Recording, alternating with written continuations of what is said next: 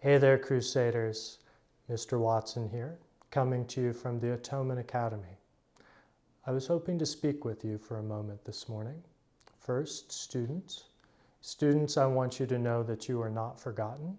Hopefully that's readily apparent by the attention you're receiving from your teachers, even in the remote context. I know that for many of you, the disruption to your days that revolved around this place are significant. And certainly it's not the same without you as I look around the buildings, out on the sports fields, in the gym. You're also not forgotten, as I know many of you are grieving in this time, a time where the normal ways of grieving seem barred to us. Know that we are thinking of you, particularly upper schoolers and especially seniors. But you are not forgotten. I hope you'll take note of something in this Thursday's Crusader Times. Teachers, beginning next week, will be offering weekly office hours via a Zoom invitation to their students. We're hoping this can be an opportunity for you to ask questions and perhaps more realistically to hear your friends ask questions and see how they're doing.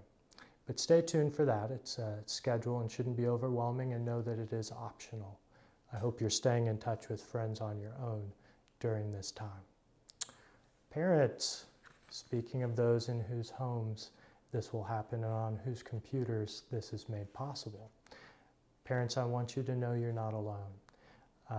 Our generation together is going through something none of us anticipated, and it's especially trying that we can't even share and commiserate and collaborate in the normal way one would in going through these kinds of crises.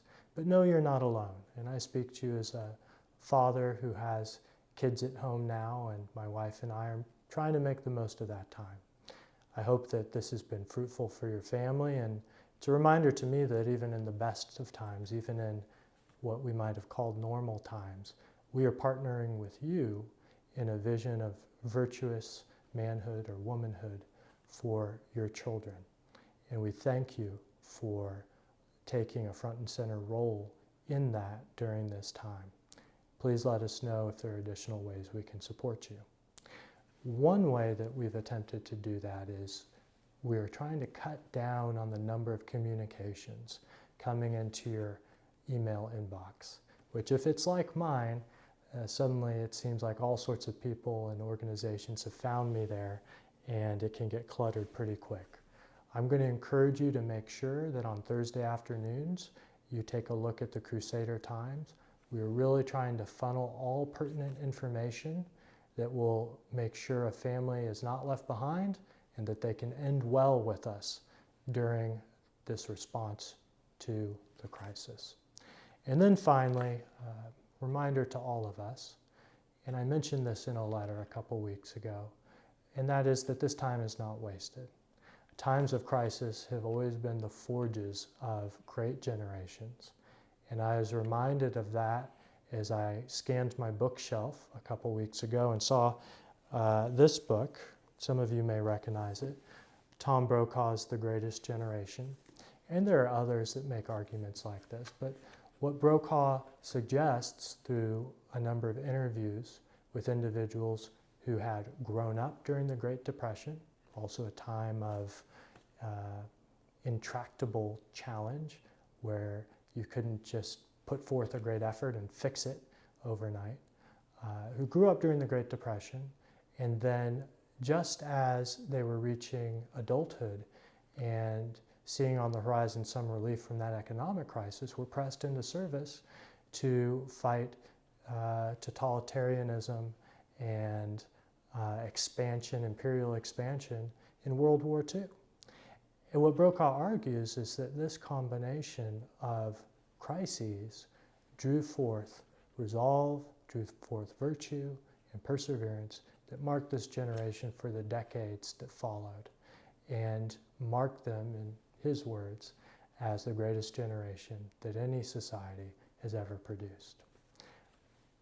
Now, I don't know if that's exactly the case. My experience with individuals of this generation, my grandparents, for instance, makes me think there's something to that argument, but I do know, here's what I do know. I do know the world is ready for another greatest generation. And so whether you're parents in my generation, forging a way through this time, or whether you are young people who envisioned a certain end to your school year, a certain kind of summer, maybe certain vacations, certain certainties that are no longer there. Know that this time, if we let it, will bring out the best in us, will mark us for life in a way that is of service to the world around us and to those who someday come to rely on us for leadership in an ever-changing world. So we continue to pray for one another, and we just thank you so much for being with us and being a part of this community during this time, and we look forward to seeing you soon.